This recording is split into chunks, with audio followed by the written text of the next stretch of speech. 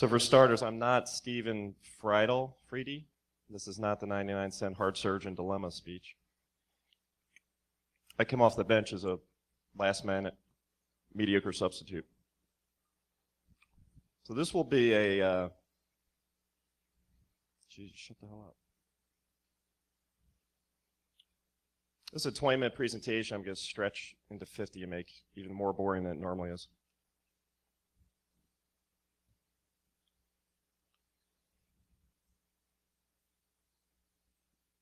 Okay, I'll dive right into it. Where'd that come from? I don't know what that's all about. All right, rule one. What movie is this from? Excellent. Good crowd. So rule one in Zombieland is cardio, which the reason I sound like shit today is that I've got a vicious cold that turned into some kind of plague because I smoked for 15 years and paying for it now. When the zombie apocalypse happens, I'll be one of the first ones to die, so you guys can stick near me. All right, how's this relate to what I'm talking about today, which is physical penetration testing and a little bit of social engineering? Rule one, cardio, has to do with the fact that you should really be trying to make me work to get into your premises. This shouldn't be an easy task. I shouldn't be able to kind of wander right up, walk in your back door, sit in my car, do reconnaissance on your property. And the two examples I have up there are, I have to preface this a little bit. I gave this presentation over for a previous employer. I had to substitute a lot of the pictures because of some legal stuff. But this is pretty much copies of what I've done in the past. The one on top is an example of a customer I had where it was an armed facility, it was a call center, but it was located in a recession-hit mall. So they got some cheap property and took over an abandoned Sears or an abandoned Macy's or something, and they stuck a call center right where, in the one I worked in, and like wherever the Pennies or Dilge or whoever it be, and a lot of this other stuff was abandoned. That's a bad idea. One of the easiest ways that I found to get in that place was just by copying an employee badge. And the way I found that out, I actually didn't bother doing any internet searches or anything sexy or glamorous like that. I sat in the food court, which was right outside the front door of the call facility, and just watched all the people wandering in and out with all their different color badges. So you had the obvious grunts that worked in the call center doing the telemarketing, bugging you guys at dinner time about bills you didn't pay or credit cards they want to sell you. Then you had suits coming out that had different color badges. So that some were burgundy, some were blue. We figured out we wanted to go after the blue badges. So next time the suits came walking around, we went up and bought a cup of coffee, and they were buying a cup of coffee and got a decent look and actually got some photographs, copied the badges, went to Kinko's, print them off, came back in, walked in the front door. That's one reason you want to set up kind of a buffer zone, just like the old days of building. You know, the castle thing is overdone with security, but when it comes to physical defenses, it is pretty relevant. You want to have some kind of a buffer zone between a prospective attacker and your facility. The second example, the one I have labeled bad, is bad too. It looks kind of secure because it's got all the nice foliage and stuff and set back a little bit. It's actually kind of bad because, and this is something I've actually done, I also hunt, and I have a ghillie suit that I use during archery season, but I also use it on physical pen test. So, and I know a couple other people do it too. You can get incredibly close to some places that are considered extremely high security. Government installations, heavy-duty defense contractors, places like that, you know, concertina wire, razor wire, armed guards, dogs, the whole 9 yards. You can get right up on them. If they have foliage and things like that that come up onto their concrete, you can get pretty damn close and find out a lot of information that way. All right, smoking kills. I'm going to die about 20 years earlier than everybody else because I smoked for 15 years. Does anyone know what these blueprints are for? I mean, come on. Absolutely, a Death Star. So remember the beginning of the movie? Princess Leia's on the little ship in a capture, and they said, "Where the hell, you know, where's the plans at? Where's the plans?" How do you think they actually got the plans from the evil empire? I had my theory. It wasn't. Little known fact, this is how they got them. So smoking area. So we've been talking about this for years. No one's fixed it. The smoking area is still the number one point that I found for penetration in any kind of a concrete building. up to and including any place you can probably walk around downtown here right now. Bank buildings, businesses, loading docks, any place you can find like that. Probably the building you work in. Even if you don't smoke, and I know one person in particular that I talked about this technique a lot with years ago. He's a violent non-smoker. Even if you don't smoke it, it doesn't hurt to just kind of hang out there and talk to people. Because I smoked for years, I'm still in the habit of kind of hanging out with people who do smoke, or even here, you know, I'll wander out front and start talking to people. There's a couple things that it's really good for. One is in the reconnaissance phase, just trying to find out different information. If you hang out long enough, you find out all kinds of crazy stuff that you can document when you come back later, go in your car and start writing these things down. Find out about people that, you've got the people that have money troubles, that get co-opted financially, and that's documentable, and that you can write that up in a report.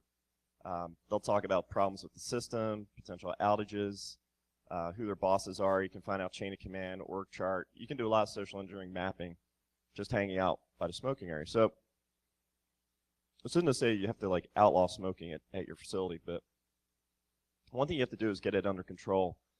Have some actual policies and procedures about it. I've been in places where they have smoking areas that are very secure. Years ago, MBNA Bank up in Delaware had a whole separate, they had almost like a tunnel that you walked out of, an air-conditioned, heated HVAC tunnel. Went out to like a nice little gazebo that was out there, and it was like an airport smoking thing, all filtered. That was great. I mean, it was impossible. I mean, the whole place was like one big glass bubble. It was very difficult to get in there, especially through this particular venue. Don't let smokers have kind of informal smoking areas like the loading docks, propping open side doors. And it's always near like a dumpster or something, which is another great target. And even places don't do this, but have a special little security awareness seminar or a 15-minute thing for your smokers. Let them know that, you know, just because they go out the front door or they go in their designated area or they go in an area that's not designated, doesn't mean it's open season just to sit there and bullshit about everything that's going on inside the building. That's a really important one. And the tailgating policies come in very heavily here too.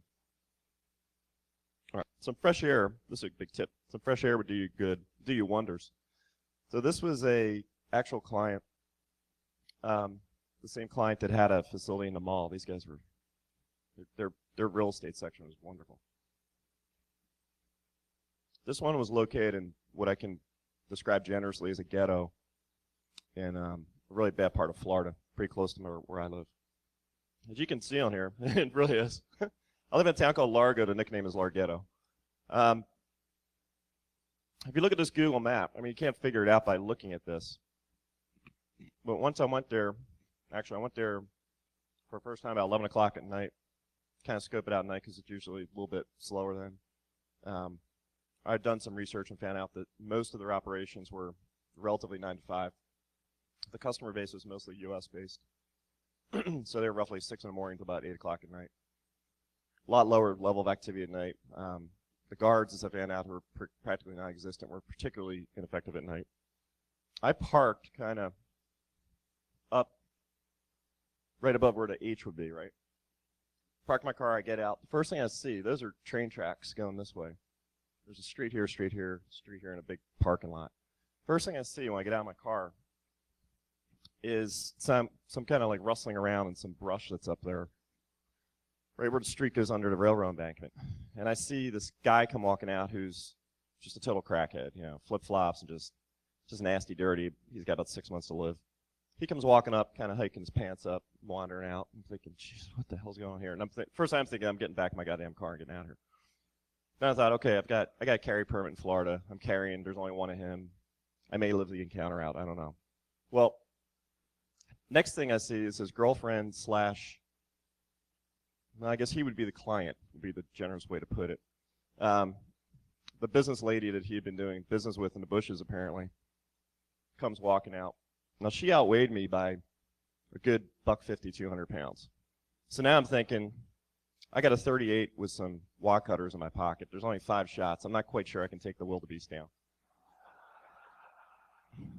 So at this point, you think, is your salary worth it? I'm not getting overtime. I got the crackhead over here. I've got Sasquatch over here. I'm kind of checking shit out. Well, come to find out that what I have labeled homeless camps, I use this slide when I present it to a customer. It was more like open air brush whorehouse is over there by the H. Over here by that other arrow on the other side of the embankment, I found a little, like a nest is the only way I can describe it, where there was a blanket, an old beat-up sneaker, and like a really beat-up teddy bear with a big hole in the middle of it. I have no clue what was going on there. And the first thing I thought of when I saw that, I'm looking around thinking, Jesus, I don't have any gloves on or anything. I just kind of backed out that little nest. Well, the bad thing about that little nest is that this is the official smoking area, break room, picnic tables, all that shit for the whole call center. The little homeless camp was right about here. That is a lot closer than it looks. It's about 25, 30 feet away. So when I was in the little nest, this was actually the next day. I did that during daylight after my nighttime escapade. I just sat there for about 20 minutes once I backed out a little homeless area. I listened to all the conversations going on at this nice secure facility behind her chain link concertina wire and everything else, where this homeless guy apparently has set up shop. Now, in addition to that, where I've got compromised fence line, over here was kind of a traditional, just shitty fence maintenance, you know. They had, the fence started about, I think it was about here. There was a gate, which I think I wrote open gate. There was actually 3 open gates. There's an open gate here, big slider gate you drive through. There's an open gate here. Right about here, there was a section of fence that's just in disrepair where in about 1 second you can just kind of roll under it and just walk in their property, and there's no cameras or anything back on this corner. That piece up there is particularly disturbing because obviously it's being used by whoever these homeless transient criminal whores, whatever else is going on back there. It was a section of fence that was kind of rolled back on itself against the post and tied back, and it's sandy there, and there's an obvious footpath there. So whoever rolled that thing back, and they did it behind a dumpster, they were coming in and out of this property for whatever reason. I suspect they were probably just dumpster diving or God knows what. I don't know. Maybe they're hackers and are going in there getting free internet. All the crap back here. I don't know what they're doing. But it was kind of funny. I brought that one to the customer's attention immediately. Some things are critical, but some things are more critical than others. I called them right away and I said, this report's going to be a gem, but I got to tell you guys, you've obviously got some kind of criminal element that's cut your fence, rolled it back, and they're coming in and out of your property. It rained yesterday, and there's footprints right here today. So last night, between me being here at 11 at night and 10 o'clock in the morning, somebody came in and out of this property. So this is a mess, these guys. Their main entrance is up here. Nice and secure. They had a security guard, nice lady at reception. I walked in dressed like this and said hi and tried to apply for a job, a bunch of crap. Down here they had an employee entrance that I really couldn't get a good look at. It had, in Florida there's a lot of reflective film on doors, which sucks for my purposes. I really can't get a hint of what was on the other side. But again, this is one of those cases where I was able to hang out in the parking lot, and I always carry one of these little spy devices, a little monocular. That's actually like a golf course rangefinder thing. I hung out in my car for like an hour and just kept at a really good angle and kept waiting so I could get somebody to hold the door open for a minute. And I found out there was a man trap inside that employee entrance. So they had that front door with the film on it. When you went in, there was a security desk with a security guard who was checking IDs, and then they had another door on the other side that was electronically operated. So I was thinking, this is going to suck. I'm going to have to try and figure out some way to blitz this door. Luckily for me, I knew about the compromised fence line, all this stuff. So I went around the back of the building, thinking I'm going to crawl through the little homeless guy's path. Came to find out that I walked in a little bit, gate was open, kept walking, gate was open, walked in more, third gate was open. So I finally came all the way around to that break room area and sat down there for about half an hour, just hanging out, talking to people, scoping out the back door, watching them walk in and out, watching their badging procedures. And I'll talk about that in a minute. I got in. I'll talk about what it did. So here's the tips for this. They had armed security. They had anywhere between 2 and 6 people working in this facility at any given time. What they didn't do, they literally just either sat at their little man trap door or they sat at reception. Once in a while, they'd walk back and forth in front there. As near as I could tell, they never walked the perimeter, and there's no way they've been walking this perimeter. No one had walked this fence line in years. I mean, it was beat up, damaged, overgrowth. I know how fast stuff grows in Florida, but this hadn't been maintained a long time.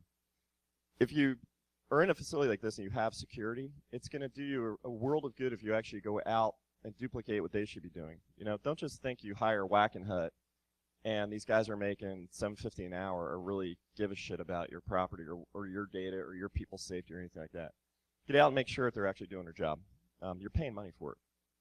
So I say check it out yourself on foot, trust but verify. Walk outside the perimeter in the surrounding area. And I say go in the surrounding area because I know these guys didn't know that they've got homeless camps set up right there within listening distance. They didn't know that this woman's got, what I found out later, she had a big cushy Barca Lounger lounge chair back in that brush.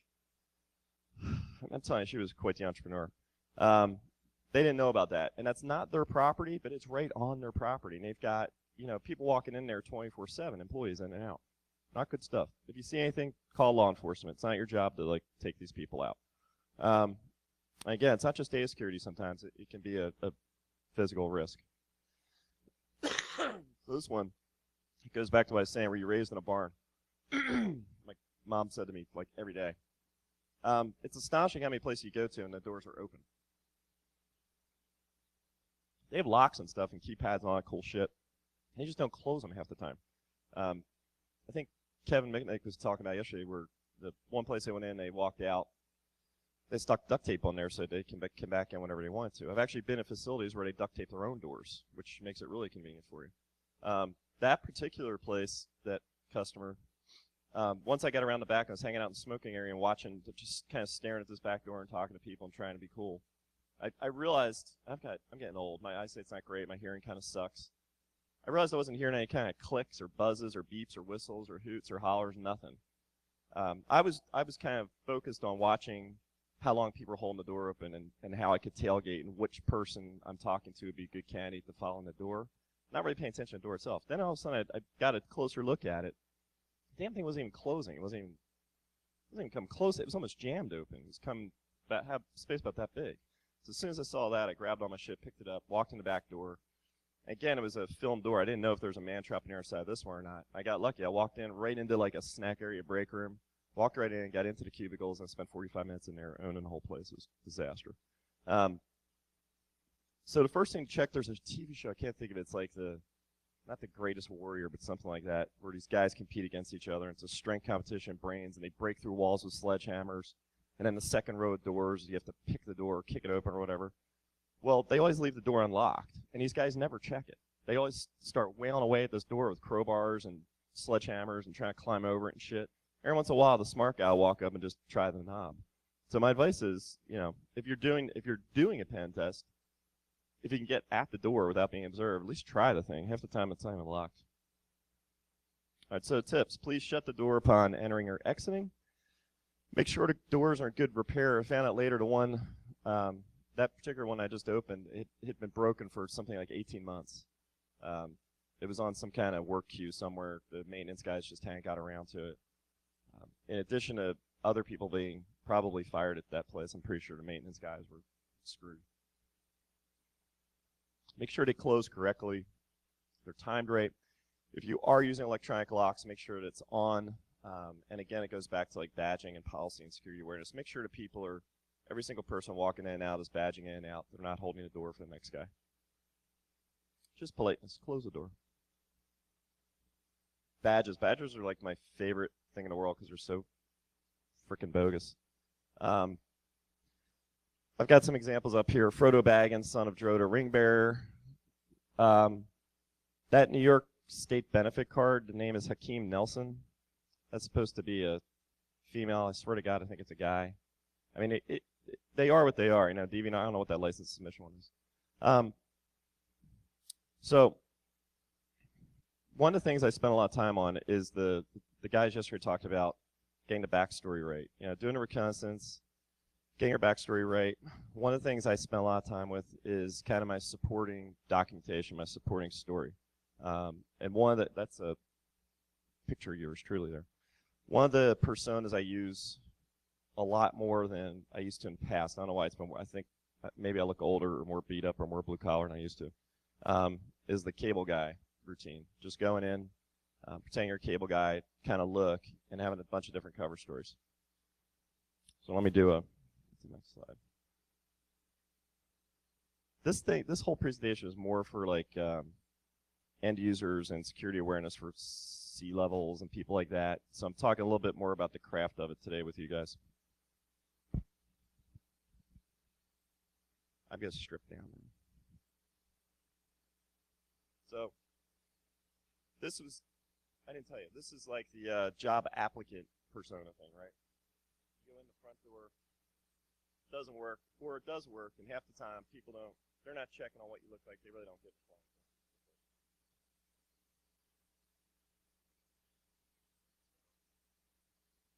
Easy.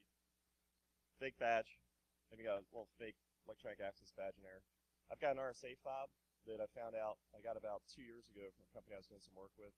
This still works. Frightening. This is about it. You carry one of these around, you make lots of beepy noises once in a while. They swear to God that you're legit. It's astonishing. Everybody knows about the hacker clipboard, right? I mean, if you walk in with a clipboard, it's the keys to the kingdom, right? Beautiful. What I like, this is like some kind of HSN showpiece here. What I like about this one is it's got a little door there. So here's a couple things I carry.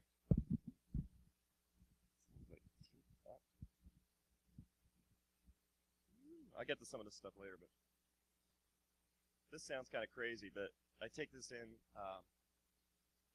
If they're interested in knowing about if any of their security, like their safety security procedures are working, I always carry in like a knife or something. I'll tell them I have a carry permit because they get freaked out. Fake business cards, depends on who I'm talking to or what I'm talking about. Got a whole collection of them. USBs, multiple USBs. This thing's nice because you can actually put a lot of shit in here if you steal stuff. You can put paperwork in here, all kinds of stuff. And when you're walking around the facility, you can kind of have it open and just literally start dealing these out like frisbees. The funniest one I had was in, I'll talk about call center later, but the funniest one I had was walking down the aisle.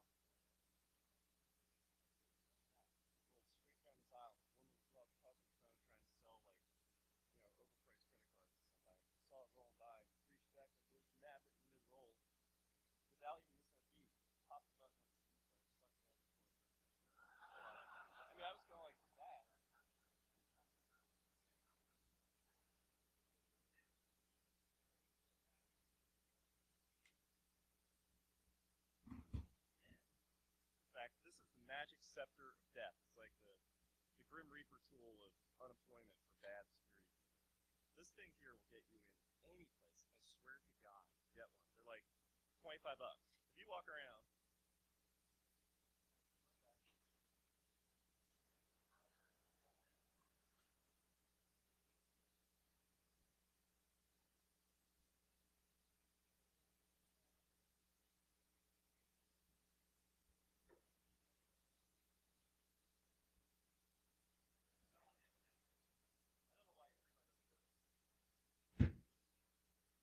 they are. This thing has got more people fired. It's sad. I'm really not proud. That one place I did was like that one place was like 2 weeks before Christmas, and I came home and was telling my wife all this cool shit I did and how I violated them. It was horrible. And her first thought, she's like, "Are people gonna get fired?" I said, "Well, probably." But I said, and I told her who the client base was that this call center is working with. And she said, "Well, we have 2 of those credit cards." I said, "Yeah, I know." I said, "These dipshits are in charge of like, your data, my data, our kids' data." I said, it's tough shit. People are going to be that criminally negligent, and life's tough. I'm sorry, I'm getting old and grumpy. So I didn't talk a whole lot about the badges. It's so funny, though. I mean, that particular one I had, I'm trying to think what I got on. So I had a Comcast shirt, right? At the time I had another, like a third-party company I made up that was supposed to be like an infrastructure company. And then I had something else. I think my business card was another third piece of ID. And I had actually pointed all 3 of these out to the people at the front desk and like the security administrator guy that came up to escort me in. And for some reason, it didn't connect with them that I've got like all this conflicting identification on me. It was before Christmas. I think I was unconsciously being generous, giving this guy every chance to say, "What the fuck, dude? What are you doing in here?" Nobody got it. And it's pretty crazy. So, I had one more prop. So, the Comcast shirt. You guys have heard, how many people do like physical pen testing?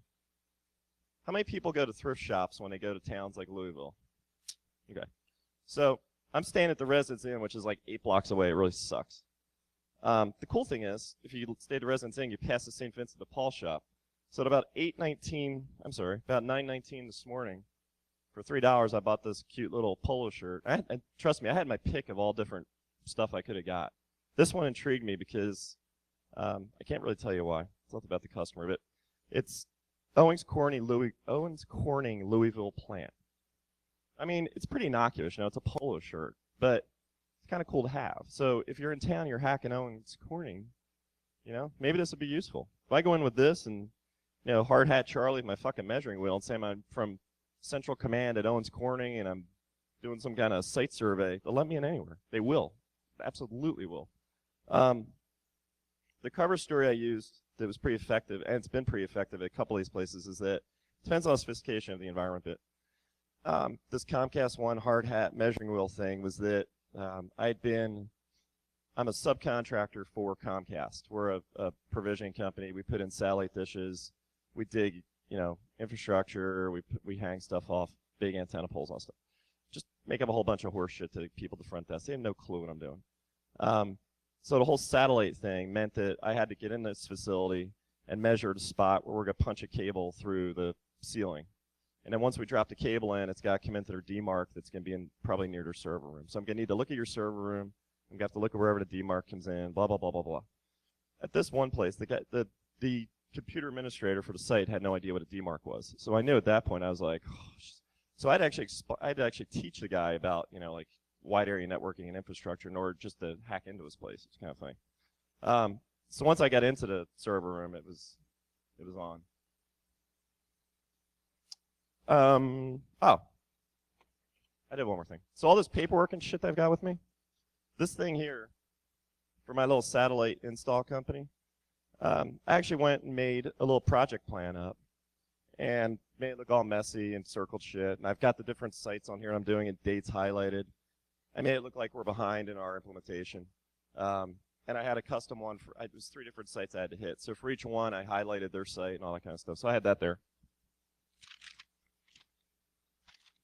Had some kind of generic rack drawing. I said I had to get in, see what kind of space you hang your server room. I got to check this is the kind of rack we're installing. I got to measure. I got to photograph. I got blah, blah, blah, blah, blah. I had a whole nice chain of fake emails I made up that actually led back to authentic, not quite C-level, but director-level people at the company that hired us to do the pen testing. So it was sort of a trail of verification, if they bothered to try and verify. For the most part, they really don't. It's pretty sad. I've only had to kind of use stuff like that once or twice. In fact, probably twice in the past year. And the one time I had to use it, they did go back and kept checking, called. They looked at an internal system. They called the people up, and they actually finally caught me, but they caught me after I'd already been in the facility for like 45 minutes. And then I just walked out the door. They didn't really do anything. Interesting thing about badges. Who's a fan of PCI compliance? So there's a funny little rule in PCI. They tell you that you have to give visitor badges to all your visitors. Who thinks that's a good idea? Come on, it is. It's a good idea. You should give visitors visitor badges, right? It doesn't actually say that you should have badges for your employees, though. So I went to a place doing a PCI compliance test. We were also doing a physical pen test. And they gave me my little visitor sticky badge when I walked in. It was really cool and all. And they said, okay, just go down here. The elevators are down to the left. I walked down the elevators. I took my visitor badge off. And all of a sudden, I'm an employee. So if you just have a visitor badge policy, by taking the visitor badge off, ipso facto, you look like everybody else that's working there. It's actually a pretty bizarre little omission they have in there. So I would suggest, highly suggest, that if you have a visitor badge policy, you should probably have an employee badge policy too. Escorts. I had some really killer slides here, but I couldn't use them. It sucks. Pictures.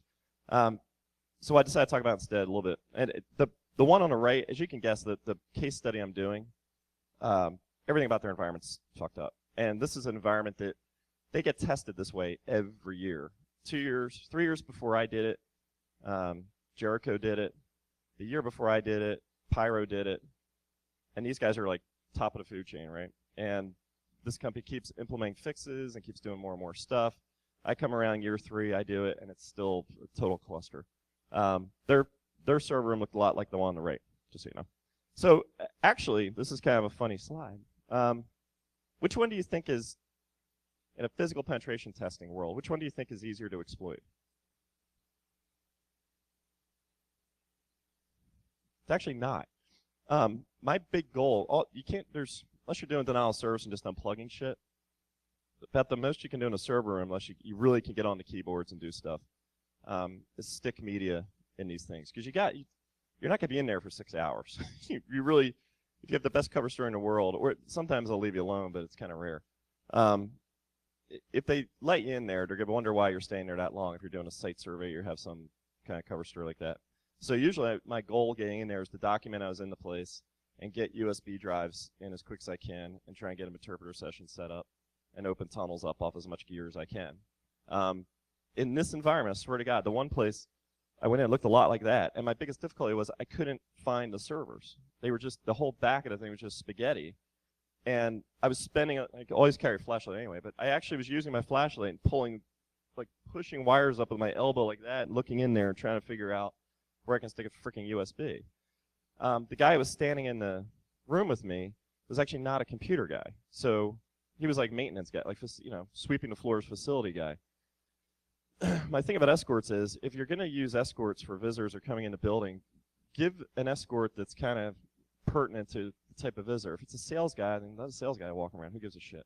If it's some dipshit like me that walks in with measuring wheels and construction hats and says he has to do something in your computer room, well, send like a facilities guy who knows something about the ceilings and everything else, and send a computer guy with him. Don't just let the guy wander in there and, hack away at stuff. I actually backed out of that because we had a very strict denial of service thing. We weren't allowed to do any DOSing. So I backed out of there because I was actually afraid I was going to start taking equipment out just trying to find shit. So I managed to get one USB and one server in there almost by, I kind of did it blindly, just sort of stuck it in there hoping it was what it looked like. And did get one in one server. But I knew for a fact they had about 60-some servers in these racks, but it was almost impossible to get a clear shot at them. All right, so all visitors get an escort, period. That's it. It might be inconvenient, but it might save your job. In medical in particular, I don't know what it is, but in medical physical pen testing, for some reason, I guess they're just overworked, or they're overburdened, or I don't know what, but anytime I go in a healthcare hospital setting, not like health insurance, but real healthcare setting, I get almost unfettered access every single time. The worst example I can think of, and it was very recent, was I did a kind of a chain of physical therapy places. And it was a big chain. It was like 20-some shops. And about half of them, I walked in, and they just pointed down the hall. And the funny thing is that it wasn't a big cover story. I came in, I said, I'm doing a security audit for your company. I need to see your server room. So you don't always have to lie. You don't always have to be crafty. You just tell them what you're doing. It doesn't work with there. You have to know who you're dealing with. But I knew that healthcare, they're kind of dopey. As long as you're not a salesman, like a pharmaceutical salesman, you can't get past the front desk of your farm sales. But if you come in and say you're doing a security audit, they'll let you do whatever the hell you want. In multiple instances in the same chain of companies recently, they actually handed me the keys and said, oh, well, here, just go back. So and I'm not a key guy really, but I kept thinking, I wish I had one of these little key imprint kits so I could like prove and at least put in my thing. So I went and got some silly putty for the neck between places. I went and got some silly putty and just did a key imprint and put the imprint into the deliverable dock just to show I got keys, which is astonishing. Visitors encounter without an escort should be taken back to the entrance. That has to do with that one company where they kept checking. They finally caught me wandering around, asking what the hell I'm doing, which is great. This one was like a pit bull. And you know how you could feel somebody looking at you? I'm in this big call center. It's like this big place, just like, well, it's an old department store. It's a big, vast floor. And I'm like at this corner, and I'm doing my little wheelie thing, and I'm looking at cubicles. I'm sitting down once in a while, and I'm stealing shit, and I'm putting USBs and CDs and popping back up again, looking around, trying to just do as much damage as I can. About the third hop up and down I do, I just felt something looking at me. I look over, and there's this little tiny elderly lady that's like way to like Madge from Monsters, Inc., like on the way on the other side of the thing. And I just knew she was going to get me. And then I thought I went to Catholic school, and the Catholic guilt comes out, and I thought, all of a sudden, all the guilt, I'm like, oh my gosh, I shouldn't be here. And I know I was giving that vibe off. I was trying not to. She made a beeline for me, came up, who are you, what are you doing here, how'd you get in, blah, blah, blah. I said, I'm doing this site survey. I got to put a satellite dish on the roof. I said, I knocked on the IT guy's door. No one would answer. Somebody else told me just to wait here, and I'll come over, but I got to get things done. I said, you know, I'm not trying to be a hard ass, but I got to get out of here. Well, you wait right here, and da-da-da-da. And then she went on. She came back again. I gave her my little fake shit and my emails. I said, well, this guy hired us to come in here. I don't know. She goes, well, wait a minute. She picked the phone up, and she called the guy directly and did not get an answer because he's on vacation. Coincidentally, it's kind of weird. But so then she's getting really suspicious. And she said, well, you just wait right here. I said, oh, okay. And just zoomed out the back door. So she did like 90, and I actually wrote her up in a report. She did 90% of it right. But they actually didn't have a policy in place. Like, what do you do if you encounter somebody in your building? They had all policies that they're not observing anyway, but they didn't really have one that said, you know, walk the people up to the front desk, have them take a seat, you know, in that little man-trappy area where we can keep an eye on them and then verify their story. And if it's clean, give them a visitor badge. I want none of that. I just walked right up the front door or back door. Part of the reason this works, and it comes into what this little lady was all about, is that ignorance is bliss in a lot of these environments. These are especially call centers. Call centers, even in healthcare, healthcare they're not always low paid, but they probably feel like they're low paid because they're a lot like us. You know, they work like 1 billion hours. You know, if you make 100 grand, but you work 75, 80 hours a week, what do you really make, right? So in these environments, they're kind of low paid for the most part. They really don't give a shit about their jobs. The turnover is massive. And they have no kind of investment in data security or people's rights or property or privacy rights or anything. They get training and stuff all the time. They just don't listen. The biggest thing they do wrong, though, is they just ignore shit. I mean, this is the environments I work in most of the time. So I could sit right here, and I've done it. I could sit in these places and listen to like their little, they have these little, especially in call centers, they have these little meetings all day long, like sales boosting meetings and pep rallies and shit like that. And I love when I'm doing these things. And I'm dressed like this, hard hat and the measuring wheel of death and everything, right? And I'm sitting down in a cubicle, like a little team, just listening to the whole pep rally. You know, like, we're selling Amex today, or get out there. We have to have 45,000 calls today. You know, and they're going on and on, doing this cheerleading. And I'm sitting there taking notes about who the clients are, what the numbers are. I'm like, Jesus, I can't believe these people talk about this crap. And I'm sitting right here. The other thing, again, I know there's turnover, but, you know, you go in it. This one's actually really clean. But you go in some of these environments, and it's interesting because you can tell who's been around a while. They get the family pictures up. They decorate their cubes. They're longer-term employees. And even there, you sit down in one of these cubes, and I start stealing shit or rifling through things or typing on computers, and the woman that I know sits right next to them, must work with these people 40 hours a week for the past 3 years, doesn't do anything. Just sits there looking at it, and they're not high cubes. They're sitting, I'm just kind of like, hey, how's it going? Typing away, doing all kinds of crap, and they never do anything. It's astonishing how much you can get away with. There are ways to combat it, and I've helped companies do this in the past. Part of it is they just don't give a shit. Part of it is there's that I forget what that show was, that Outsourced or something was on last year, and there's this sweet girl on the show who just couldn't even like live in her own skin. She was just so scared of everything. And every time I saw that show, I thought, Jesus, she's like half the people I meet in these call centers. They just are so scared to like look at you or talk to you or ask you what you're doing there. So I do the secret skulker contest, where basically it's people like me and you go in there and walk in and do all this crap. But these people get spiffed for catching people. You know, if they see somebody without a badge, they grab you. They do all the procedure. They hold you and do all this stuff. And actually, the one company I try to do this at, we gave them a really good program to do this, and they offer like a really shitty I mean, they get this is from my company, CBI, plug, little aliens. But they gave the people something like this. No, you gotta give them like $100 night on the town. Give them an American Express gift certificate to do whatever the hell they want to do. Something that actually means something. Somebody makes like $10 an hour. So even the people, like I said, even the wallflowers starting it. Even the people that are kind of averse to conflict, they may really want to take their kid to Disney that weekend. So they may really be catching some goofball walking around trying to steal shit. The 8th lesson: nothing in life is free. So I showed you my little aluminum box of hell. I don't know if you noticed in that box I had that SanDisk. That's not a mistake. I actually opened a package, load the disk, because people are kind of averse to putting shit in their computers now, right? Like Kevin and they were talking yesterday about a lot of this stuff's kind of getting old hat. You walk in parking lots, you chuck stuff around.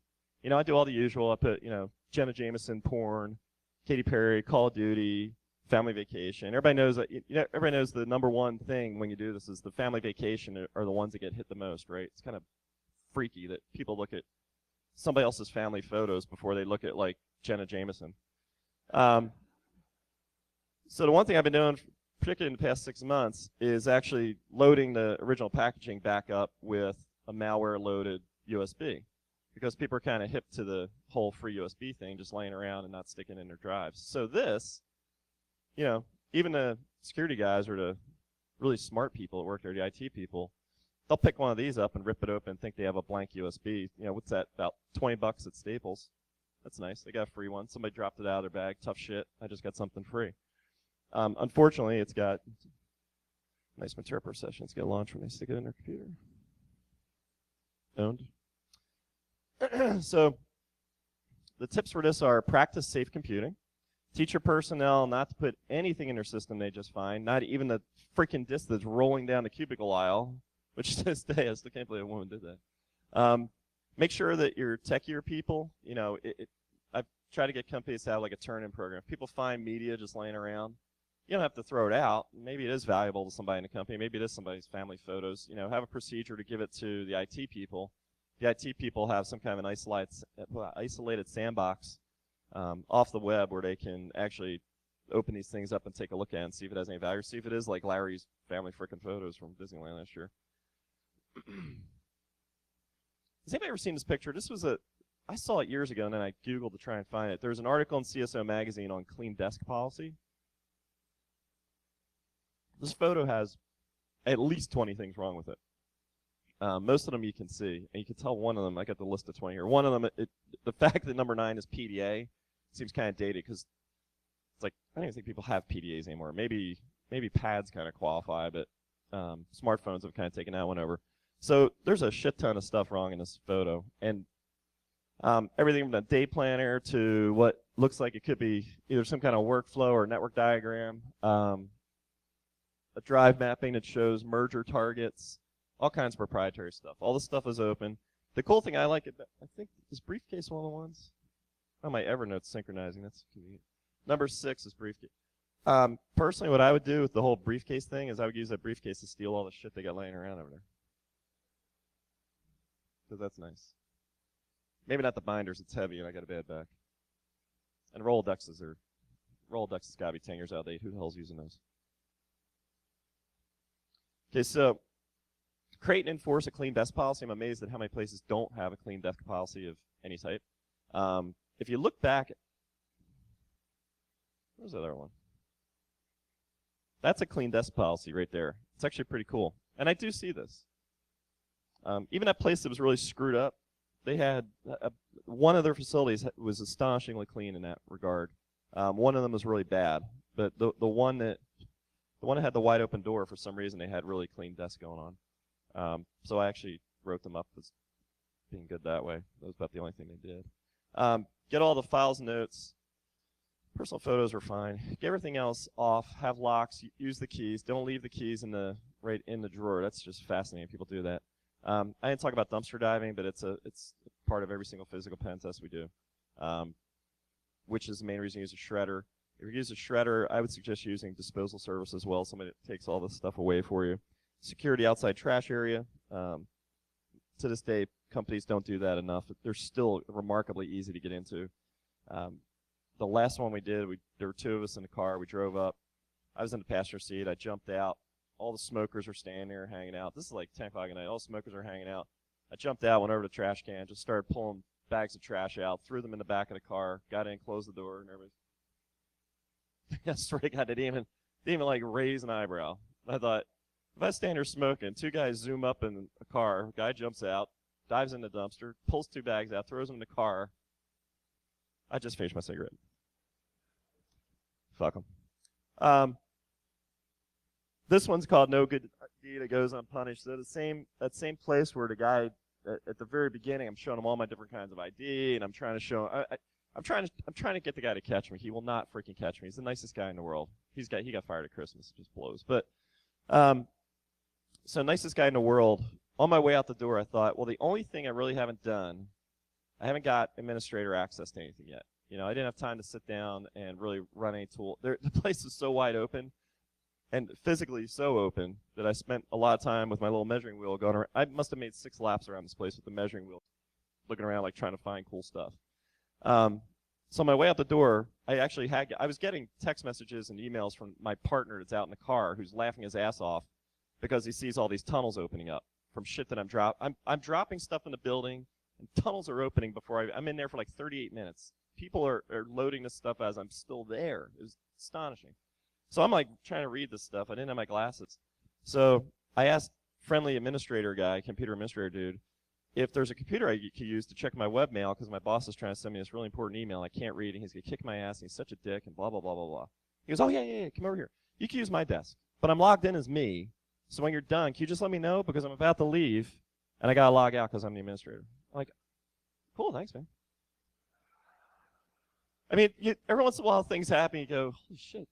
It's almost like you get inundated with what the hell you can do now because you get so many freaking options available. It's awesome. So I'm going in my pockets, and I had nothing left. I had no CDs. I had no USB. The only USB I had left was one with Switchblade and Hacksaw on it that I just chucked on. It was like 2 years old. It was like this one I always carry around. I didn't tell you guys, but I keep them kind of color coded so I know what the hell because I carry like half a dozen of them when I go in a place. And this one, I think it was orange. I forget. But that's the only one I had left. Well, it's one of these short cube environments. So Mr. Helper is sitting kind of in his buddy's desk across from me, and I'm at his desk, which is kind of like this, and they're really low. They're about this low. And I'm looking across at him. I'm thinking, Jesus Christ, look at this. So he had his computer under the desk, and I had my little wheelie of death leaning against the desk. So I tipped it over. I'm like, oh, shit. I bent over and popped it right in there. Sit back up again, I'm looking, and then all hell breaks loose because they actually had, I forget it was McAfee or they had SEP on there. Well, the screen starts going ape shit because it picked up Switchblade. It's trying to all these things are running, all this shit's gets scrolling by, and I'm like, and it's just it's flashing like that goddamn Fruity Oaty bar commercial at the beginning, and I'm thinking, is this like flashing off, like reflecting off my face? Can he actually see what the hell's happening to his computer right now? I'm trying to play it cool. I'm like, you know. So the whole thing loaded. I kept shutting windows down as fast as I could without him really noticing. I'm clicking like a madman. And now I'm surfing through his computer. I'm taking all different screenshots of, proving I'm logged in as administrator, opening files. I'm stealing shit. I'm using Yahoo Mail to attach. I'm saving it as drafts in Yahoo Mail to prove that I can take files off site. It was a disaster. The guy it was a horror show, poor guy. So that leads to, it's so freaking common sense. It's astonishing. Don't ever let strangers use your computer. Strangers are bad. Stranger danger. Don't let anyone use your computer. I don't let, this is, preach to the choir. I bet people in here don't really let their coworkers use their computer a whole lot. I don't let my kids use it. That's because they're smarter than me. And when I tell people, this isn't really for you guys, but it's more for when I do these things at a client site. Memorize and practice this phrase. I'm sorry, but I can't let anyone use my system. Please call 1-800, ask Gary, and I'll be glad to help you. I've had people giving classes in training rooms let me use a computer. I had that computer administrator guy use a computer. I've had front desk people. I've had people at every strata of a company over the years let me sit down and use a computer. This guy was the worst. It was sad because the whole time we're walking around, he's telling me he just got a Security Plus cert, and how smart he is, and he's just like, God, you're so hosed. All right, who knows who this guy is? We got some older people here, right? Who is that? Les Hessman's like my hero. He's just so dorky.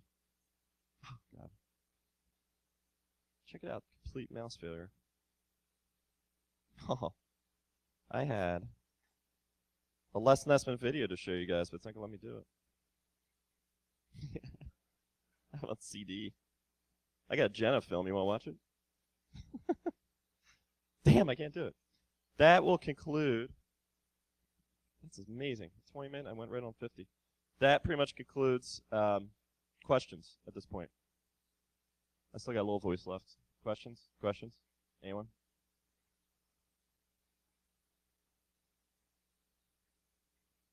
Yeah, piece back together. Oh.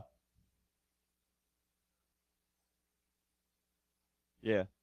Yeah.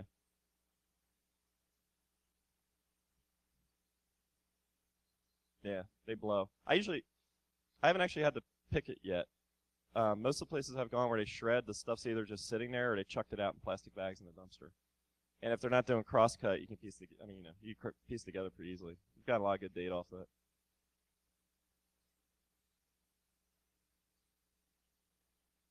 The what? Oh, yeah. You could. I think you could. I've done worse things in places.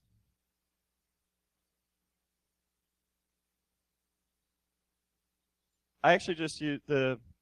I wonder if I had that slide. Oh, shit.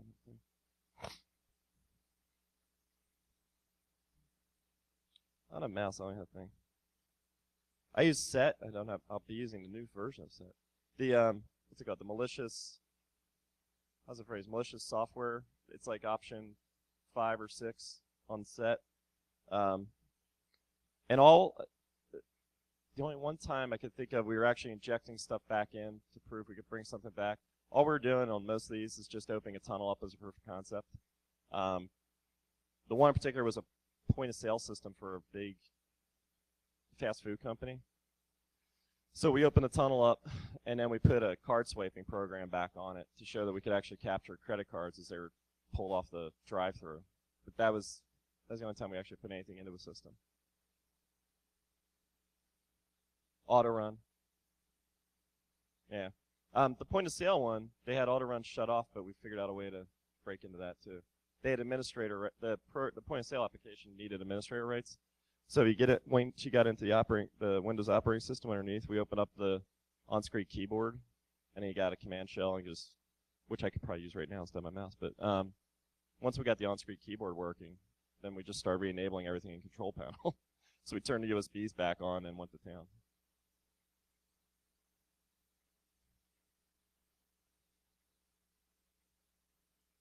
Yeah, once. South Carolina. And, I didn't talk about that. I always carry, everybody does carry that get out jail free card letter, right? I always carry one of them. But the time I got caught, they detained me for about half an hour, which they should have, And luckily everything checked out. And luckily my customer was at the other end of the phone waiting like they said they would be. Thank God. Is that it? Time? Thank you. If you have any questions, come on up.